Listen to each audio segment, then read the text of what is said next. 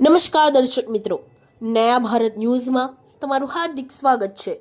હું છું મંસૂરી શેરબાનુ। વડોદરા વન વિભાગના રેન્જ ફોરેસ્ટ ઓફિસર કર્ણરાજસિંહ વાઘેલાએ જણાવ્યું હતું કે વડોદરા ખાતે ગઈકાલે સાંજે જીએસપીસીએની બાતમીના આધારે વન વિભાગે છટકું ગોઠવ્યું હતું। એમાં ડેસર તાલુકાના ગામના 2 આરોપી પોપટ લઈને આવતા હતા, જ્યારે પહાડી પોપટ કુલ 40 થેલીની અંદર ભરેલા હતા। એમાં માળી વનરાજ વનુભાઈ અને તેમજ સુભાષભાઈ ગોપાલભાઈ માળી એમ બંને આરોપીઓને વન વિભાગે ઝડપી પાડ્યા છે અને ધોરણસરની કાર્યવાહી હાથ ધરી છે।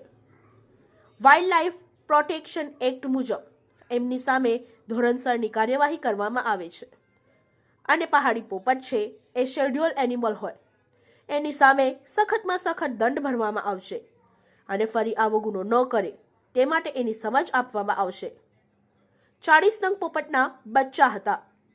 તેઓ એમના રેવન્યુ સર્વેની અંદર મોટા જે તાડના ઝાડ હતા તેની ઉપર જ્યારે પક્ષીઓએ માળા કરેલા હોય એવા નાના બચ્ચાઓના માળા વિખેર્યા હોય ત્યારે આ ગંભીર ગુનો કરેલ છે, એની સામે કાર્યવાહી કરવામાં આવશે તેમ જણાવ્યું હતું।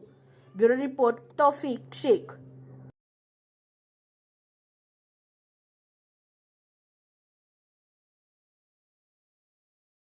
તાલુકામાં સાંઢાસર ગામમાં એક ઈસમ પોપટના બચ્ચા કાઢી લાવે છે એવી માહિતી હતી, તો તેના પર 15 દિવસની નજર રાખેલી હતી। ત્યારબાદ 3 દિવસ પહેલાં હિલાચલ ખબર પડી અને તેઓ એક થેલીની અંદર પોપટના બચ્ચા ભરી વડોદરા તરફ આવી રહ્યો હતો, ત્યારે તેને દુમાર ચોકડી પાસે પકડી લેવામાં આવેલો છે।